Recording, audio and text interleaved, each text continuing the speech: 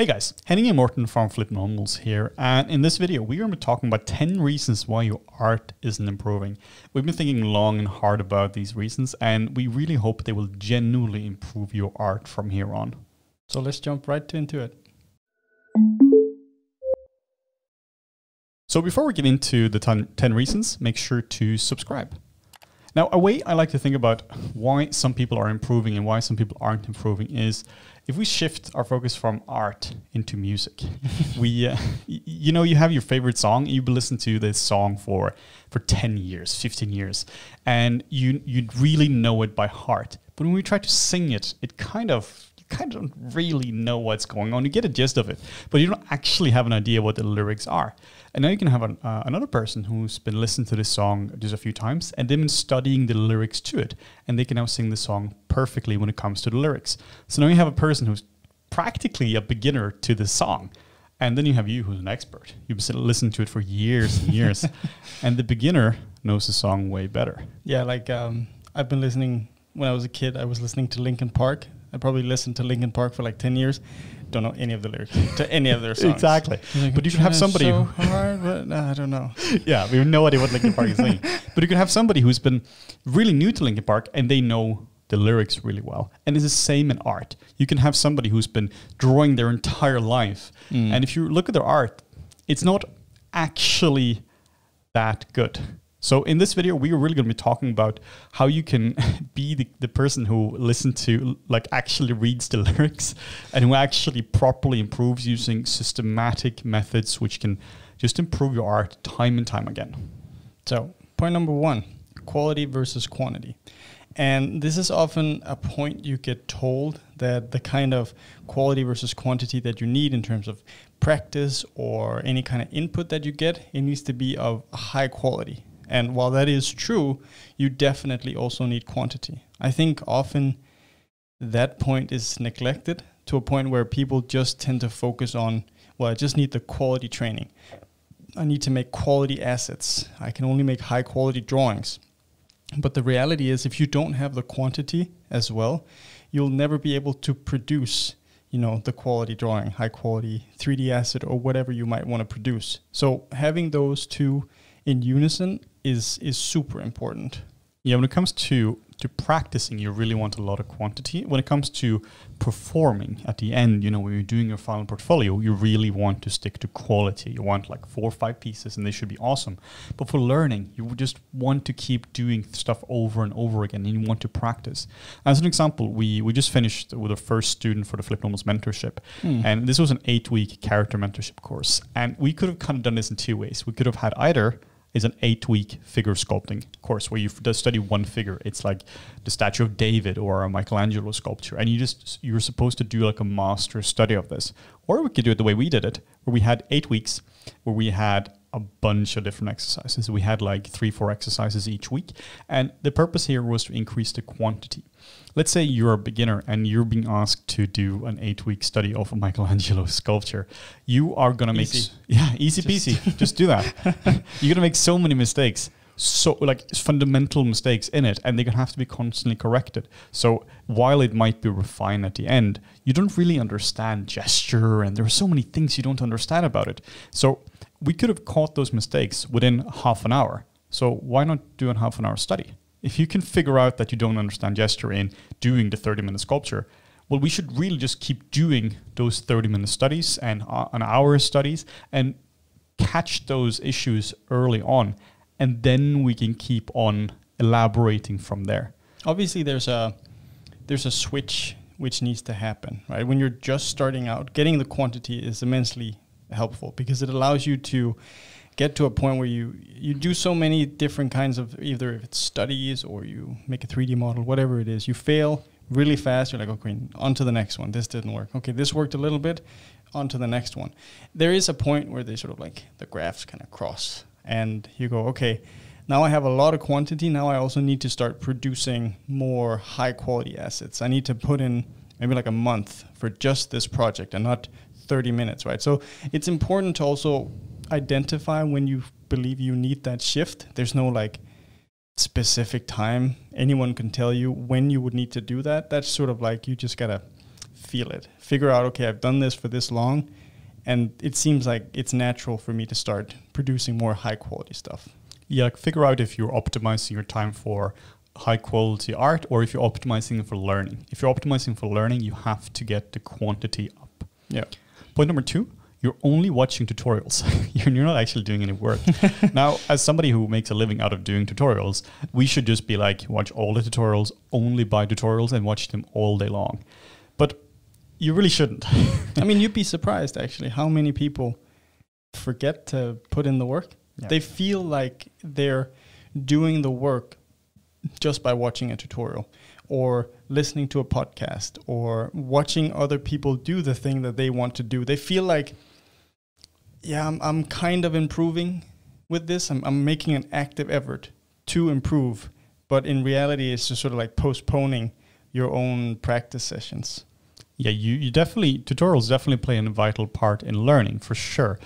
The way I use tutorials is oftentimes I'm looking for something incredibly specific. So it might be a 3-hour tutorial and I need 1 chapter. So I get that tutorial for that 1 chapter and that's all I want from it. Or it can be I'm new to a software, new to a technique. So I watch that. I watch a series on that to get an overview. But then as soon as I can, I really try to do my own projects. When I was learning Blender, I was of course in tutorial land a lot of my time, at least early on. I was also trying to do tutorials or to do projects constantly. And the tutorials I watched were kind of a response to my work. It was like I was doing a model and then I was watching a modeling tutorial to optimize the work I was doing. Then I was trying to do some lighting and I got stuck early on, and then I tried to watch a tutorial on lighting. So try to do it that way instead. Try to do a project, get stuck, figure out what you need to learn, and from there on you watch tutorials on that, instead of watching a tutorial on lighting and then kind of trying to do a little thing and just check the box off. One thing I find really helpful there, especially when you've been following tutorials, then you feel like you're ready, right? Then you set up a type of project for yourself that then utilizes the things that you've learned, or maybe also includes a challenge or two. You know, maybe if you're learning lighting and you've just gone through like some kind of fundamental course on how to do 3-point lighting, to really nice studio lights. Okay, you want to set that up. You feel like you remember how you did that, but then add in like an additional thing. It could be, okay, in this lighting setup, I also want it to contain some kind of fog. I don't know how to do fog, but I know we could do some cool volumetric shots with it. So I'll challenge myself to put that in there as the new thing that you're learning. And then for point number 3, that's going to be you're focusing too much on software compared to fundamentals. Now, we just did a long video on basics versus fundamentals, why you need both and where they are important. But it happens a lot, especially in the beginning when you're starting out with a new software. You want to learn everything about that software because you feel like the more buttons you know, the more menu items you know, the better you're going to get. And you will be to a certain extent. You're going to be faster at locating that specific menu item. But if you're neglecting the fundamentals, that being, compositing or composition, it could be figure sculpting, understanding anatomy, basic drawing skills, basic lighting skills. No matter how good you are at a software, you're never going to be able to reproduce or create really aesthetically pleasing images. And that's a big problem. Yeah, so for instance, if you want to be what Morten and I were doing, which is you want to be a character artist, you should really spend a lot of time on figure sculpting studies. You should not be watching all the tutorials on every single feature in ZBrush. While it might help you a little bit, it really is not the thing which is going to separate you out from the crowd. I mean, we've worked with people before that knew, literally every single button in ZBrush. And I've been using ZBrush for over 10 years. And it's just, I don't know where everything is. No. I know where everything is that I need. If I had questions, cool, I could go to them and ask them, where is this specific button that does this with nano mesh? And they're like, yeah, just do this, this, and this. But they were also character artists. And what they produced was just subpar. Like they forgotten to focus on those fundamental skills. So while they were amazing technically in ZBrush, they weren't actually able to produce any high quality work. Next up, we have number 4, which is you are making your own original concept. Ah, yes. And this one, we have a whole video dedicated to this as well. But in short, if you're a 3D artist, a big part of your job is recreating somebody else's concept art. There is a huge difference between being a concept artist and being a 3D modeler and a general game artist, whatever it might be. If you're a concept artist, you should absolutely do your own concept art. Of course. Obviously. But if you're not a concept artist, you should really try to use existing concept art for your projects. We see this a lot where you have people who are technically really solid at what they're doing. They can recreate photos, they can recreate art, but they can't design it themselves. So now they're trying to do their own original concept art, and it just falls flat. You can tell the topology is fine, the materials are fine, the rendering is fine, but because the shapes, the posture, it just didn't work. The piece just falls flat, and they're technically good enough to do the job. They're technically good enough to get hired, but they're not proving it. And that is frustrating. So make sure that you use existing concept art wherever you can. Of course, get permission to use it, but really try to avoid using your own original concepts. But even as concept artists, right, not everything you do is original. You still base it off of stuff. You still do studies to improve. And yeah, I mean, a lot of the time you do photo bashing where you stitch things together. And obviously that is concepting as well. But not all of it has to be an original thought that has never been thought of before, and it has to be super unique.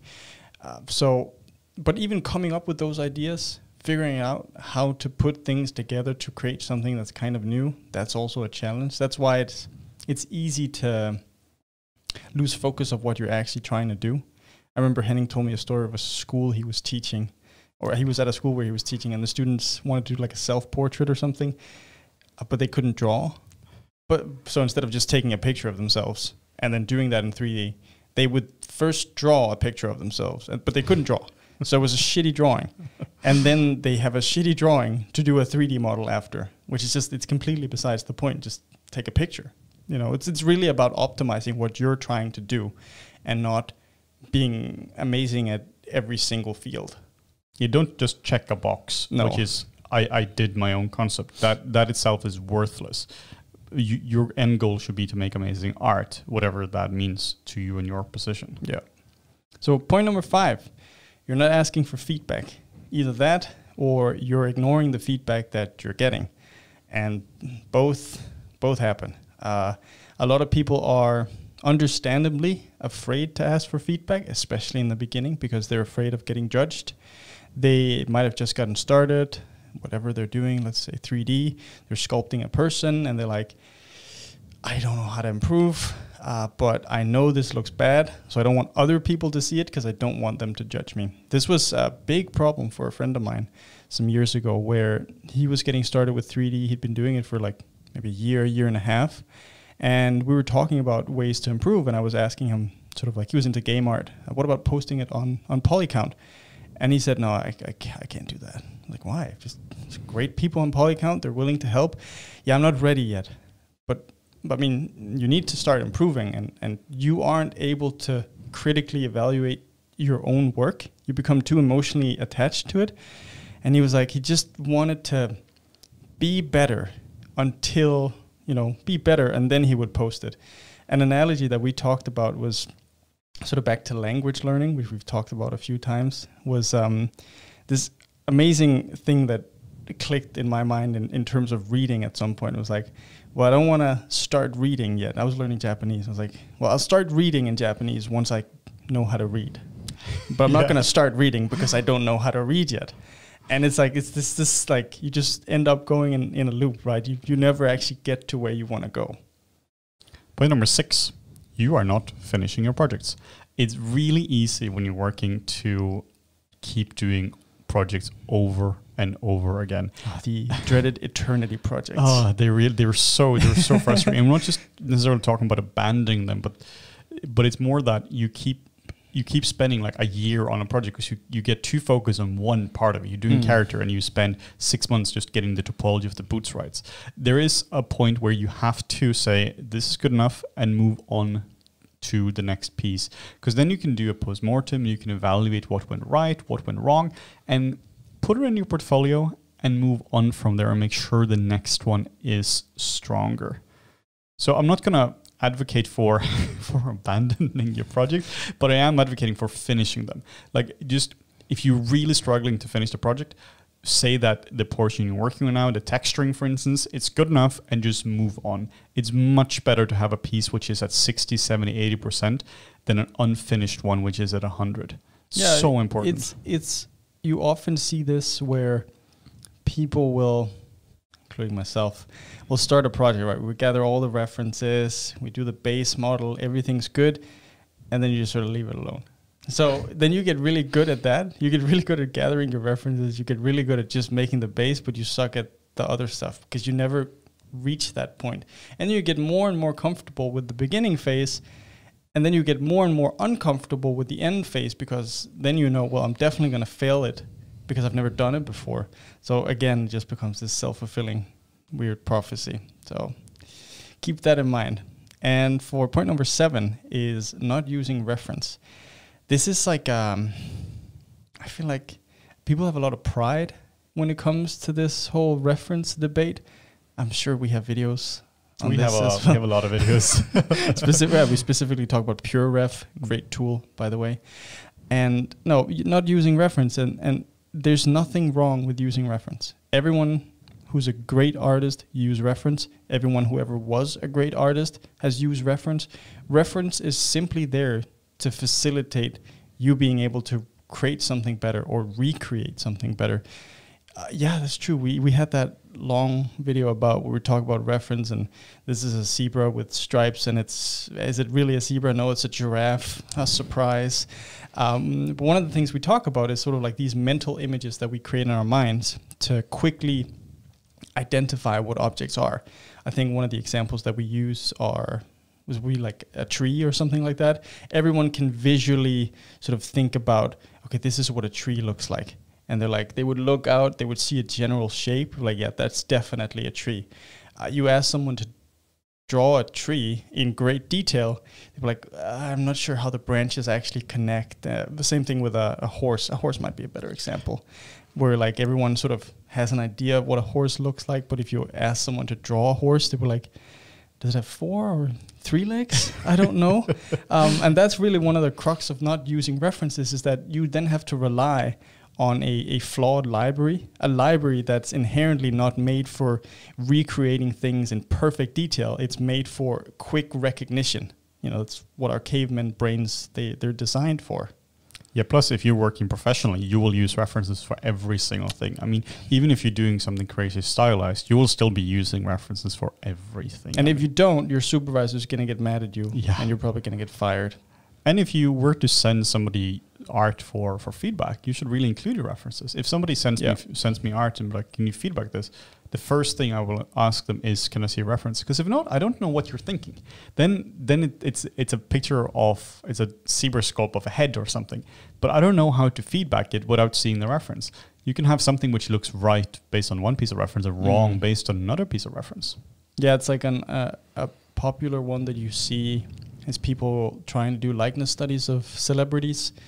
And that's a great example of using reference, but using the wrong kind of references often, because a lot of the pictures from celebrities are either 10 years apart from different angles, which is great, but with different focal lengths. So then you're using a picture that's straight on, which is taken with a 35mm lens, then one from the profile, which is a 50mm lens, and then all of a sudden you have this jumbled mesh of just stuff that doesn't actually fit together. So it's very important to also source your references from a good place and make sure that it's actually good quality references.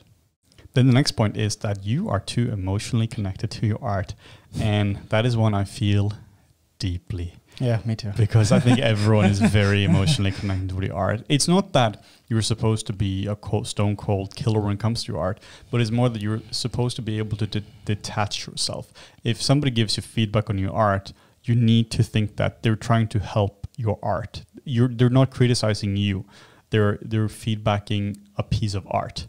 They're not saying that you're a bad person or you are a bad artist. They're saying that this piece of art can improve if you do these things. Yeah, and those two things often get conflated, where because you put your heart and soul into a piece, and you're like, this is a version of me on the screen, right? And someone comes along and they're like, yeah, you put a hand on the face. Hands don't go on the face. You're like, what? But no, they definitely do. I'll check my reference. No, you didn't. It doesn't work that way. And then, emotionally attached, then you're not willing to change it. So even though that's kind of goes back to the feedback thing, even though you were asking for feedback, then you're ignoring the feedback because it hurts too much to change it. This is something I've struggled with a lot, especially when it comes to my girlfriend, who was working as a concept artist and is great at like rapidly prototyping stuff. Especially in the first couple of years when she was feedbacking me, it was very hard for me to take it, because it was like, this just hits right there. She's right. Yes. But damn it, no, I know she's right. My ego, though. Yeah, so putting your ego aside, especially when you're working and getting feedback, is probably one of the most important things you can do. Because this is going to be the reality of when you hand in work wherever you're working. It's like, it's not your work. You're not doing it for you. You're doing it for a client most of the time.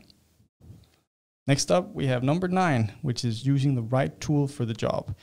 You'd be surprised how many people willingly handicap themselves with using just wrong software, or like they don't sharpen their pencil even though they have to. Like it's all basic stuff. It's like there's a lot of stuff you can do to upgrade your toolkit to make things easier on yourself, whether it's stubbornness or sometimes it's just like you didn't know. So it's important to start researching those things. Let's say you're doing retopology for a face or something like that, and you want to do something based off of a scan, and you want to get hired in VFX, right? But you're doing everything by hand and not realizing that in VFX, they actually use wrap to just wrap a already pre-made mesh onto the scan. They skip the whole retopology stage. They already have a dedicated model for it. So it's important to think about these things, especially if you're sort of choosing a career path. It can also be that you are the embodiment of a ZBrush cowboy, where you are trying to do every single thing within ZBrush or the equivalent in other software, instead of seeing what's the best tool for the job. I see a lot of people who do really complex, hard surface models in ZBrush, and while they might look fine, they don't have good topology, and they're just incredibly high, like dense pieces of clay, which can't really be used for anything. So then you have to take them into something like Maya and properly retopologize them. Or you could have just done it in Maya the first time and have good topology for it. It's really important that you make sure that you're doing stuff for the right reasons and not just because you're in love with the specific tool. Yeah, imagine using something like, ZBrush for, crazy stuff, simulating cloth or something like that. That'd be crazy. Then we have point number 10, and that is that you are spreading yourself way too thin. And this is a point I feel myself connect with way too much. When I was starting out with 3D, I tried to do everything. I tried basically every single 3D tool out there. If it exists, 2006, I tried it. And the problem with that is all the tools can basically do the same thing, apart from some specialized tools. But the main 3D packages can do the same thing. So focus on learning one tool, at least one tool for each specific discipline, and really get more mastery within that. But then also find your area of focus. If you want to do everything from character design to Houdini effects work to fancy texturing, that might be fine if you want to go in as a pure generalist, but you have to be aware of what you're doing. If you spread yourself too thin, you really won't put any experience points into the skill path you want to go into, and you won't really level up in that area. So be very aware that you have a limited amount of time and you have limited amounts of experience or limited amount of experience points you can put into specific skills. So put your time and effort where you want to really improve. And then bonus point number 1. This is something that I actually realized. It's like just a couple of days ago. I was editing a video that's going to come out on YouTube soon, where we're sculpting a face. It's this stylized female face. And I was getting really annoyed at myself editing my own work, right? Because when I sculpt in ZBrush, I noticed, because I was watching a recording of myself. I was noticing that I do this all the time. Zoom in and out, zoom in and out. I've been using that as an excuse for I'm evaluating the model. Bullshit. It's just a habit now. You know, I've been sculpting for so long that this has just become a habit. Me doing this is just a habit. And I noticed that most of the time when I zoom in and out, it wasn't actually doing anything. It was just pure reflex. I was like, I'd put down a stroke, zoom out, zoom in. Editing that out for like 5 hours, it's a great motivation to sort of change the way you work. So, and I only realized that because I had recorded myself and then sort of watching it back and editing it. So I think something like that, recording yourself, looking at your progress, looking at the way you work and trying to critically evaluate, is there anything I can improve in my work? That's a great way to actually improve. I would say it's actually impossible to evaluate your way of working with like while you're doing it. Yeah. I've seen this before, you know, when we've been recording videos and I've been recording tutorials where like I'm actually perceiving time differently than I think I am. There might be a piece of a sculpture which is really difficult for me to do, so I have to concentrate so hard. And it feels like that area might have taken like a half an hour to do. In reality, it was pretty smooth for the viewer and took like 5-10 minutes. It's really absurd how it works. So you have to, it's for me, it's the only way you know how to evaluate, or you can actually evaluate your own workflow. Yeah, take this video. It's more than 20 minutes. I didn't know. Yeah, I was who like, knows? Maybe 10 minutes. Everything gets so weird when you're, you know, in the zone. You don't pay attention as much as you would have when you can just use all of your focus just on evaluating the way that you work, for example. And the last bonus tip is that you should keep on posting your work constantly. This is a habit I got into very early on, and it's something I'm really glad I did. I kept on posting my work on all the different forums and social media and different places, and I kept showing it to people. And that just made me, it just meant that I got a network of people who were able to feedback me, and I got used to getting feedback very early on. So when we got to school, when we feedback each other heavily, it was a lot more comfortable. It's still not comfortable. Nobody likes getting feedback, but it was more like I got into a habit of it. And then once it came to building a portfolio, I already had a little bit of a following, and I already knew how to do it. I knew the unwritten rules of the internet when it came to it. You know, you kind of have gone through a few iterations of your portfolio. So it means that you know that you should have your email, you should have your name, and all these kind of things that people who post their work online for the first time, they might be making a lot of these rookie mistakes. Yeah. Yeah, you'd be surprised how hard it is to get in touch with people online, especially people who are artists who want to get hired. They don't have their emails anywhere. Post your email. Yeah, post your email, and then you'll get spam. Yeah, I think that just about wraps this up.